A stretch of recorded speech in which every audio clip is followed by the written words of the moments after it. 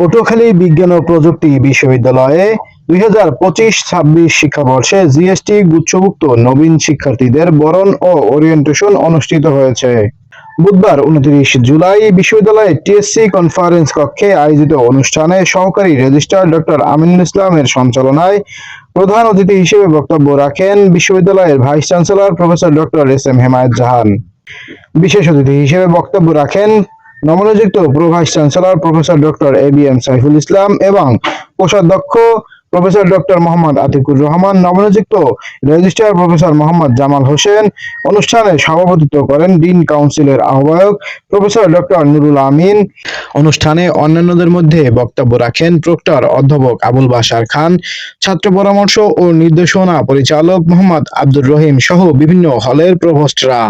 এ সময় বিভিন্ন অনুষদের ডিন, প্রফেসর, হলের প্রভোস্ট, বিশ্ববিদ্যালয়ের বিভিন্ন দপ্তরের কর্মকর্তাবৃন্দ, নবাগত শিক্ষার্থী, বিএনসিসি, রোভার স্কাউট সহ প্রিন্ট ও ইলেকট্রনিক মিডিয়ার সাংবাদিকবৃন্দ উপস্থিত ছিলেন।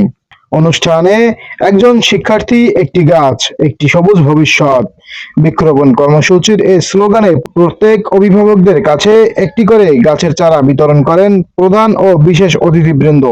প্রধান অতিথির বক্তব্যে vice chancellor professor doctor S M. Hemayet Jahan বলেন, তোমরা যেভাবে এইচএসসি তে জিপিএ 5 পেয়েছো, কিন্তু তোমরা শত লেখাপড়া করেও আর অনার্সে এই সিজিপিএ 5 তুলতে পারবে না। কেন পারবে না? কারণ আমাদের স্কেলটা হচ্ছে 4। কাজেই 4 এর মধ্যে কখনো 5 পাওয়া যায়? 5 পাওয়া যায় না। এটা যেমন যায় না, ঠিক একই ভাবে এই রকমের আমাদের জীবনটাও গড়ে তুলতে হবে যে আমরা চাইলেও যাতে খারাপ না হয়ে যাই। আমার কোমলমতি সন্তানরা, তোমরা যারা এখানে এসেছো, এখানে সবকিছু ওপেন। যদি কেউ ভালো হতে চাও, তার জন্য ভালো হওয়ার সব পথগুলো খোলা রয়েছে। যদি কেউ খারাপ হতে চাও, তার জন্য এই পথগুলো আরো বেশি খোলা। তো চয়েস ইজ ইয়ার্স। তুমি কি ভালো হবে না খারাপ হবে? এই জিএসটি-তে আমরা 2,84,400 পরীক্ষার্থী পরীক্ষা দিয়েছো। তার মধ্যে তোমরা ফাইনালি 13,500 টিকেছো, কারণ আমাদের 20টা ইউনিভার্সিটিতে টোটাল সিট রয়েছে 13,500। তাহলে কোথায় 2,84,400 মধ্যে তোমরা সেই ভাগ্যবান যারা 13,500 মধ্যে রয়েছে। কাজেই তোমাদের কোনো ধরনের ফ্রাস্ট্রেশন করার কোনো সুযোগই নেই। তুমি আজকে যে অবস্থানটায়, তুমি যে প্লেসে অবস্থান করছো, এটা অনেকের কাছেই স্বপ্ন। কাজেই তুমি অনেকের স্বপ্নের জায়গায় অবস্থান করছো। কাজেই তোমার কোনো ধরনের কোনো হীনমন্যতা তোমাকে যাতে গ্রাস না করে ফেলে।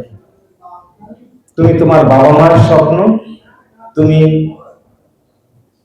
তোমার আত্মীয় স্বজনের স্বপ্ন, কাজে তোমার একটা ভুলে এই তোমার বাবা মার, তোমার আত্মীয় স্বজনের স্বপ্ন ভঙ্গ হয়ে যেতে পারে।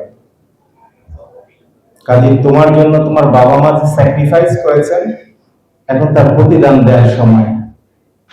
এই কারণে সবাই বিবেকের কাছে সৎ থাকবে এবং ভালো কাজের জন্য প্রতিযোগিতা করবে। কে কতটুকু ভালো কাজ করতে পারে, সময়ানুবর্তিতা, নিয়মানুবর্তিতা, এগুলো মেনে চলবে, তাহলে জীবনের সফলতা আসবে। অনেক সময় হয়েছে, সবাই ক্লান্ত। আবারও কথা হবে বিভিন্ন সময়। সবাই ভালো থাকো। ধন্যবাদ তোমাদের সকলকে।